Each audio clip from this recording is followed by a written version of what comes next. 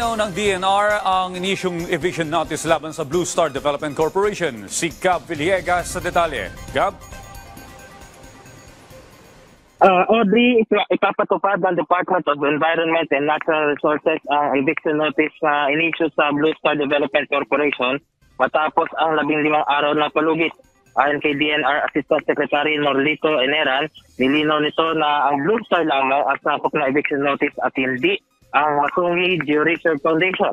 Noong March 7 ang inanunsyo ng DNR ang paglalabas ng 15-day eviction notice sa Blue Star matapos kanselahin ng kagawaran at supplemental agreement na nilagdaan ng 2002 dahil sa ilegalidad, bigo sumailalim sa bidding process at kabiguan ng katuparan ng proyekto. Noong 1997 nang lumagda ang Blue Star TNR sa isang joint venture agreement para magtayo ng 5,000 housing units sa 130 hektaryang lupain sa Tanay Rizal.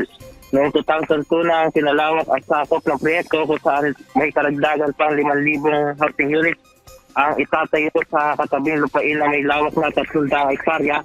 At noong 2017 ay pumasok ulit ang DNR sa isa pang kontata kasama ang Masungi Georeserve Foundation para sa kabuuang 2,700 hektaryang lupain. Ang nasabing proyekto ay para dapat sa mga empleyado ng ilang ahensya ng pamahalaan kabilang na ang DNR, DepEd, DILG, DND, DOTR at Office of the President. Nananawagan naman ang Masungi Georeserve Foundation sa namang humasok na ang Malacanang para magkaroon ng dialogo sa lahat ng stakeholders.